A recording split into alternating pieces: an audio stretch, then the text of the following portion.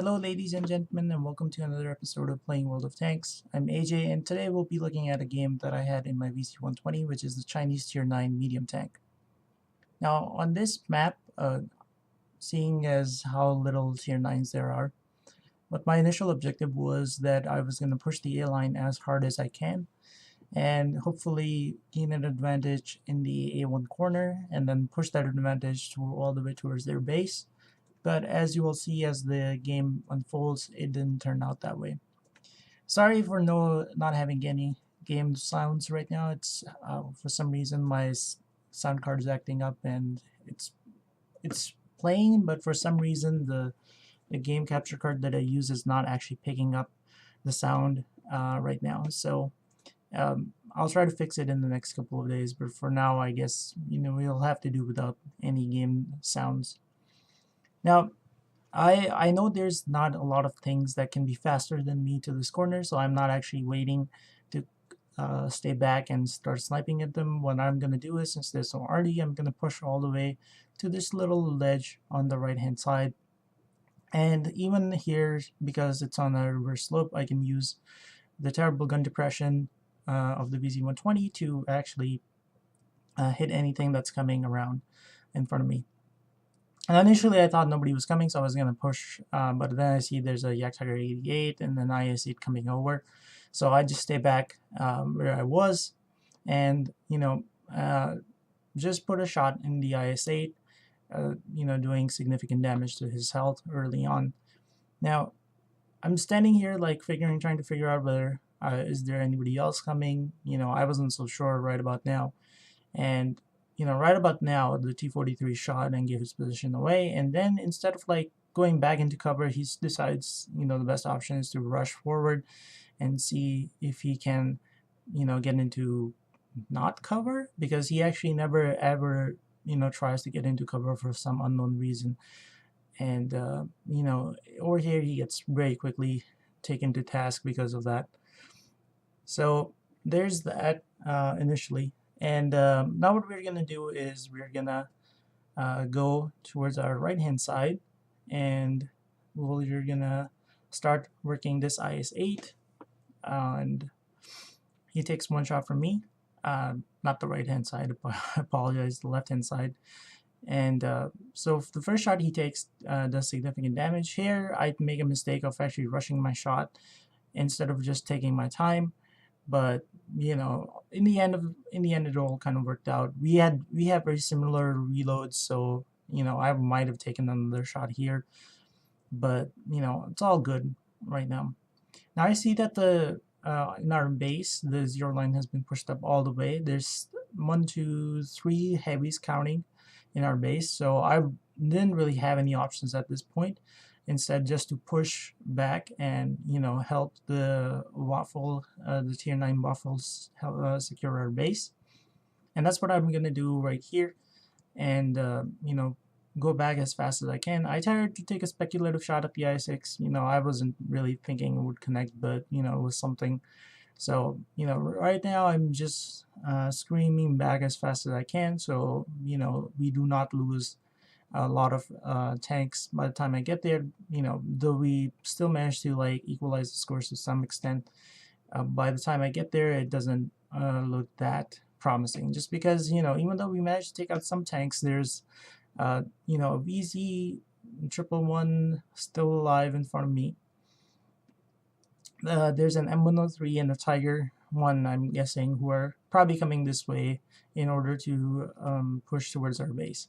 So I come over here, and another mistake I make here, instead of like waiting for my shot to aim all the way in on this WZ, which is pushing, I instead rush my shot and somehow bounce on the back of the WZ111. I don't think RNG is to blame for that. If I had waited slightly longer, it might have actually gone in. So right now I'm just backing up, trying to figure out where the M103 and the Tiger 1s are. So the Tiger 1 decides he's gonna rush me, and I'm thinking if he's getting this bold, he might have some friends with him. I tried to like see if my crappy gun depression would allow me to take a shot right there, and right over here I managed to bounce off the M103, who was climbing and trying to climb and take a shot. So I decided to put cover in between us, but as I tried to go right, the M103 manages to put a shot into me. I decide to hide behind this building, use it as cover. M103 gets distracted by the waffle who's shooting into him, behind him. Right now, the tiger is pretty much out of options. I don't think he realizes that, even though I don't fire that quickly, I pack quite the mean punch, and the tiger gets taken out over here as well. Now the M103 gets jumped on by the MX-1390. The MX-1390, if he had, just aimed one of his shots, would have actually survived intact. But what winds up happening is I put a shot into him, leaving him in very low health. And even though the M103 has fired, the 1390 never stops to take a shot at the M103, and the M103 managed to take him out. I take out the M103, and now I'm trying to clean up the last tank that's remaining, which is the WZ120. And I'm gonna go around this corner, and I was hoping that the waffle didn't take as much damage as he did. I think he took an HE shot right there, and but the VZ gets taken out anyways. So I guess it's all good at the end of the day. The WZ120 has some troll armor, so I can't blame the waffle for bouncing a shot on him.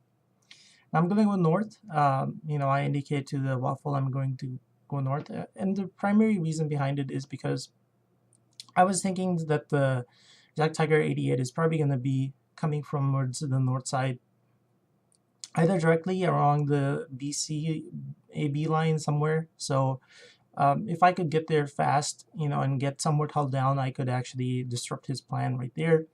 The T29 is basically coming in the open middle, and he pays for that because the waffle puts a nice shot into him. Over here, I didn't think I would have the shot climbing since the under pressure on this tank is so bad, but somehow I did.